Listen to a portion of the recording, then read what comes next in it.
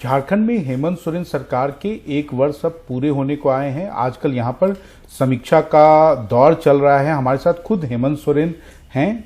हेमंत जी, आपने जो सरकार में आने के पहले वादे किए थे, अभी तक अधिकांश वादे पूरे नहीं हुए। ये सबसे बड़ी आलोचना आपके सरकार के खिलाफ है, ऐसा क्यों है? देखिए, आलोचना करने वाले तो आलोचना करेंगे, उनका अपना काम है, और सरकार के अच्छे कामों को कभी वो गिनाते भी नहीं। आपको पता है कि अभी हम लोग वैश्विक महामारी से ही गुजर रहे हैं, अभी तक इससे हम लोग बाहर उभरे भी नहीं हैं। और मुझे लगता है कि जिस तरीके से हम इस संक्रमण में अपने आप को निकाल रहे हैं, मुझे लगता है देश में ये भी एक अपने आप में एक इतिहास है। मजदूर, किसान, नौजवान, छात्र छात्राओं के पीछे कौन खड़ा था? आज हमारे संक्रमण की अगर आप ये देखें तो उनकी भी इतनी ज़बरदस्त मैनेजमेंट हमने कर रखी है। इस संक्रमण में जब सभी गतिविधियां बंद थी तो हम इस जंग को हम बहुत स्मूथली लड़ रहे थे।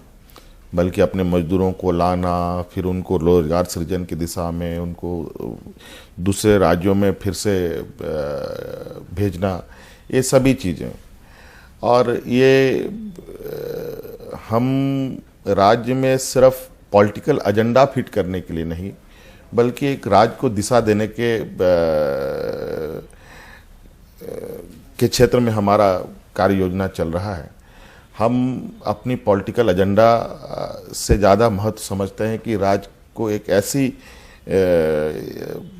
जगह पर पहुंचाया जाए जहां फिर इस राज्य को किसी के लिए मोहताज किसी के पास ना रहना पड़े। नहीं, लेकिन ये एक जिज्ञासा ये है कि आखिर आपके वादे जो आपने किए उनको कब पूरा करेंगे, उसका क्या रोड मैप है? आप देखिएगा कि वादे भी पूरे होंगे, यहाँ लोग भी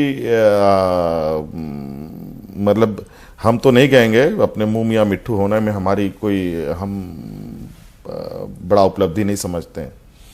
और आप देखेंगे लोगों के चेहरों में, लोगों के मुस्कान में ये चीज़ें झलकेंगी कि आज इस राज्य ने एक ऐसी सरकार ने एक ऐसी लकीर खींची है जो यहाँ के हर वर्ग के लोगों को बहुत, चाहे वो नौजवान हो, चाहे किसान हो, चाहे मजदूर हो, चाहे व्यापारी हो, सभी वर्गों के लिए हम लोगों ने कार्य योजना अभी विगत साल भर हमने करा किया। जो विगत 20 वर्षों में, 19 वर्षों में जो राज्य में स्थिति उत्पन्न हुई, उस समय से लेके अभी तक कोई ऐसी चीज़ें नहीं बताई जा सकती कि इसका लाभ आने वाली पीढ़ी को कुछ बेहतर मिलेगा। सभी लोगों ने समय समय पर अपनी राजनीतिक एजेंडा के तहत काम किया और नतीजा आज इस राज्य का बेड़ा गर्क हो गया। आज हम उसी चीज़ों से उसको उभारने की प्रयास में, जो बहुत कठिन आज के दिन में। बेड़ा गर्क कैसे हुआ ये अगर आपको कहा जाए, क्योंकि 5 साल आपके पहले जो है वो एनडीए की सरकार थी। वही तो डबल इंजन की सरकार थी। डबल इंजन की सरकार में अगर आप देखेंगे, यहाँ पर 85,000 करोड़ रुपए का इनका बजट था, बजट का आकार था। और उसमें अगर आप देखेंगे तो सरकार के जो रेवेन्यू कलेक्शन की जो दिशा में मात्र 20-25 हज़ार करोड़ रुपए थी। और 20-25 हज़ार करोड़ रुपए में लगभग 18-20 हज़ार करोड़ रुपए तो आपके लोगों के तनख्वाह में जाते थे। आप विकास कार्य करेंगे कैसे? आज मैं जब यहाँ से इस सत्ता इनके हाथ में दे के निकला था, डीवीसी का मैं 0 बकाया करके निकला था।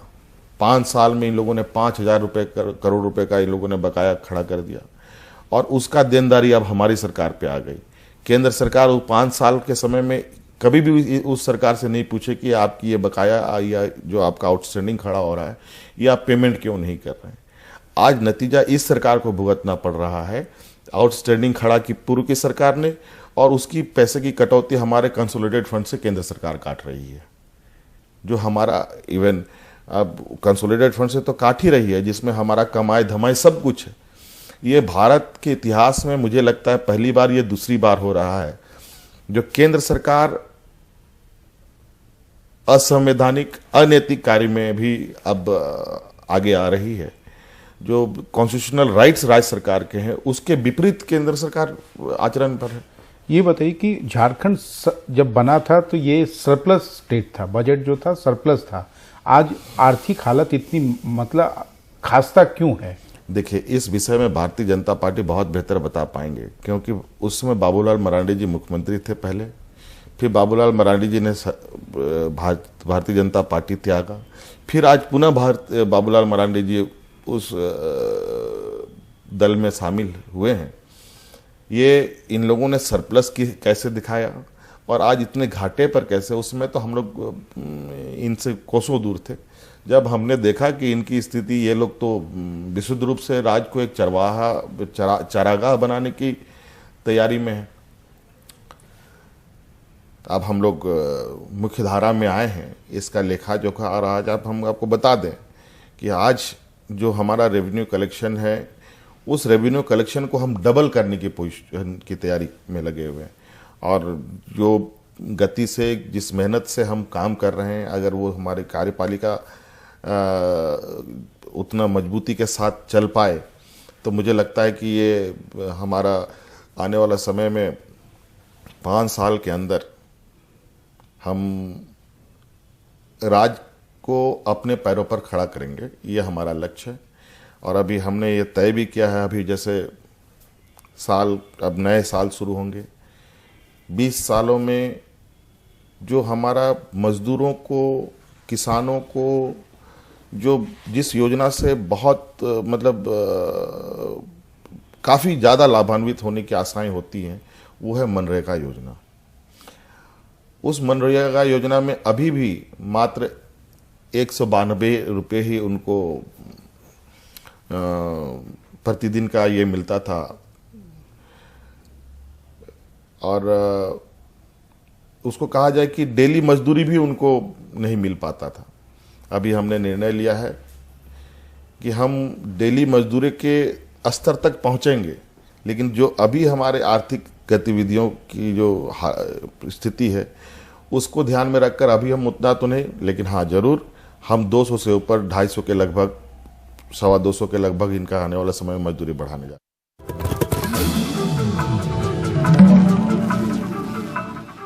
झारखंड में कई सारे घोटाले हुए, अभी फिर से आयरन और से संबंधित जो है, जो यहाँ पर सबसे ज्यादा करप्शन को उजागर करते हैं सरयू राय, उन्होंने फिर से इशू उठाया है कि जो लोग पहले के दौर में एक्टिव थे, फिर से अभी उनको ये हो रहा है। तो आखिर उस जो आपका जो माइनिंग डिपार्टमेंट है, जो हॉटबेड है करप्शन का, उसको कैसे, ये अभी तक उसको लगाम क्यों नहीं लगा? नहीं, बिल्कुल लगा हुआ है।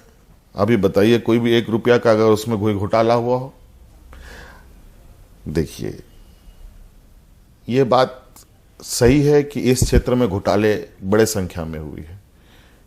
यहाँ जिस संदर्भ में सरयू राय जी की बात आ रही है, एक प्राइवेट प्लेयर का विषय है। यहाँ तो सरकारी संस्थाओं ने घोटाला कर रखा है। आज आप पता कर लीजिए कि कोल इंडिया की कितनी संस्थाएं हैं जो जिनका इसी क्लियरेंस है और माइनिंग चल रही है। अगर राज्य सरकार चाहे तो 1 दिन के अंदर कोल इंडिया की सारी माइनिंग राज्य के अंदर बंद हो सकती है, लेकिन हम नहीं चाहते हैं कि पूरा देश हाहाकार में जाए। आज सेल को केंद्र सरकार, जो अभी आयरन ओर में माइनिंग चल रही है, टाटा की, सेल की, कुछ ही कंपनियों की चल रही हैं, बाकी सेल सभी खदानें बंद हैं। हम 7-8 महीने पहले केंद्र सरकार को माइंस चालू करने का परमिशन का हम लोगों ने पत्र भेजा है कि यहाँ कुछ हमारे पास माइंस है जिसको चलाया जा सकता है और अभी मौजूदा क्राइसिस है उसको पाटा जा सकता है। लेकिन उसकी परमिशन ना दे करके जो पीएसयूज के लिए खास तौर पर आवंटित माइंस हैं, उनको परमिट किया जा रहा है कि आप ओपन मार्केट में भी अपने आयरन ओर भेजें क्राइसिस को मीट करने के लिए। अब जो कैप्टिव के लिए आप अलॉटेड हैं, आपने अलॉट किया, उसको आप ओपन मार्केट में कैसे बेचेंगे?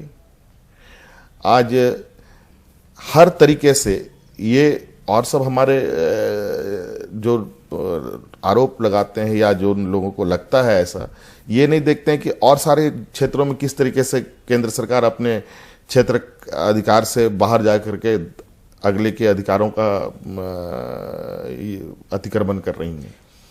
तो अभी जिस विषय को लेके बात आ रही है, उस विषय पर हमारे बिल्कुल पैनी नज़र है। अगर सरकार गलत करेगी, मैं बिल्कुल उनको आश्वस्त भी करूंगा और आग्रह भी करूंगा, अगर आप सरकार कोई गलत निर्णय लेती है उसके खिलाफ आप बिल्कुल अपना बात रख सकते हैं, उस पर सरकार आपके कार्रवाई जो करेगी। प्रीडिसेसर थे रघुवर दास, उनके ऊपर काफी भ्रष्टाचार के आरोप लगे, तो उनकी जांच की क्या स्थिति है? देखिए, जो मैं कोई द्वेष भाव से जांच प्रक्रिया को आगे नहीं बढ़ाता हूं। ये शायद भारतीय जनता पार्टी का चरित्र हो सकता है, झारखंड मुक्ति मोर्चा का चरित्र नहीं हो सकता। ये भ्रष्टाचार जो आई हैं या उनके समय में जो हुई हैं वो जग जाहिर है, कागजों में हैं, दस्तावेज हैं। सभी दस्तावेज अपने नियमित रूप से आगे बढ़ रही हैं। कई पदाधिकारियों पर कार्रवाई करने की भी पहल हो चुकी है। कई पदाधिकारियों पर एफआईआर करने का भी दर्ज हो चुका है। और इस तरीके से उल्लंघन करना, उस पर तो कार्रवाई तो होना निश्चित है। उस पर मैं बिल्कुल किसी के पक्ष और विपक्ष की बात नहीं है। जो नियम अनुसार कार्य है वो होगा। इस सरना धर्म कोड को आपने स्पेशल सेशन में पास किया, अगर केंद्र सरकार उसको नोटिफाई नहीं करती है तब आपका क्या स्टेप होगा? देखिए, चूंकि हम इस विषय को तो आगे ले जाएंगे, मैंने पहले भी कहा ये हमारा पहला सीढ़ी है। अभी इसमें कई सीढ़ियां और चढ़नी बाकी हैं। अभी जो जनगणना अभी आगामी होना है उसमें अगर आप देखेंगे थोड़ा, तो आपको पता चलेगा कि इन लोगों ने जनगणना में जो 6 जातियों का इन लोगों ने जिक्र किया है, इसके अलावा जो पहले के प्रावधान में एक 7वां अदर्स का कॉलम हुआ करता था वो भी हट गया है। और 2011 के जनगणना में लगभग 11.5 करोड़ आदिवासियों ने अपने आप को आदिवासी चिन्हित किया है।